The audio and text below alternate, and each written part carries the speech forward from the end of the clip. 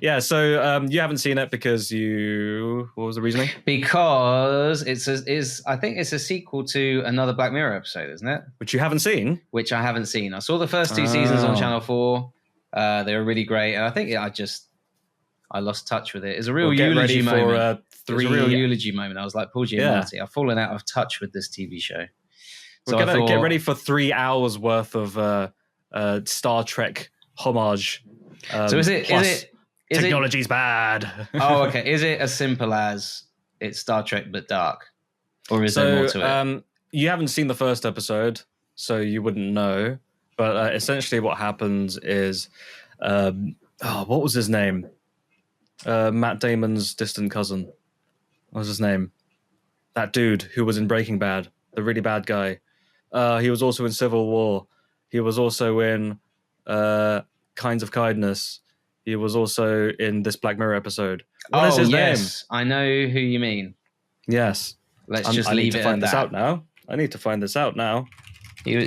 Civil War. He was in Jesse Plemons. Vice. That's it. Yes, Jesse Plemons. Yeah. So he was in the first episode, and the first episode sets it up as he. Well, it starts off with a Star Trek parody called Space Fleet, and he is the main captain. He's sitting in the chair and everything.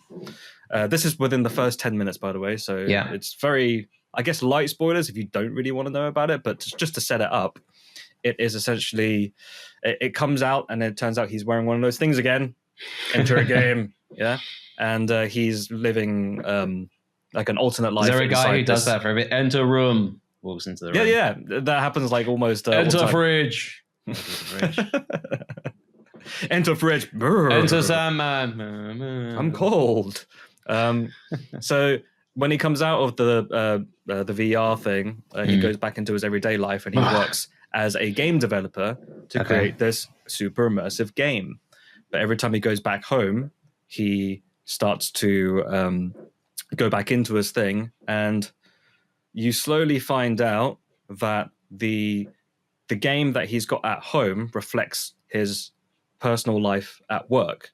So he's using this game that he's created at home by means of like unleashing all his like frustration and stress at people. Yeah.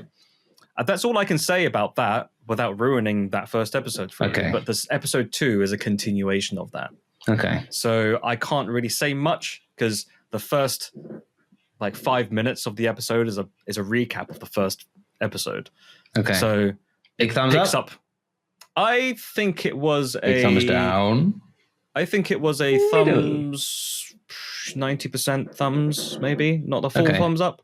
90% thumbs. Imagine that. 90% thumbs. 90% thumbs. But yeah, I really can't really talk about it too much without going into it. I will say I really enjoyed was it Christina Miliato? I forget her name, but she's very good in it. She's been in many things.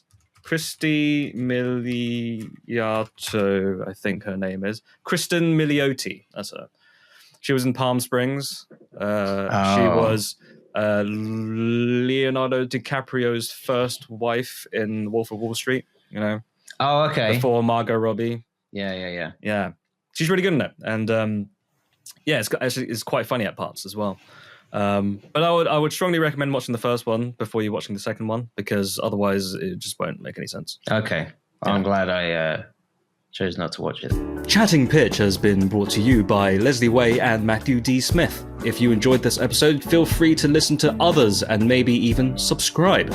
You can follow us on the website, formerly known as Twitter. Listen to us on Spotify or wherever else you listen to podcasts. Leslie and Matthew have their own side hustles as well. Feel free to check out Leslie's YouTube channel or Matthew's Medium blog. Links in the description. If you want anything else, we might have other links in the description if we think of anything interesting to add. Thank you for listening. I love you.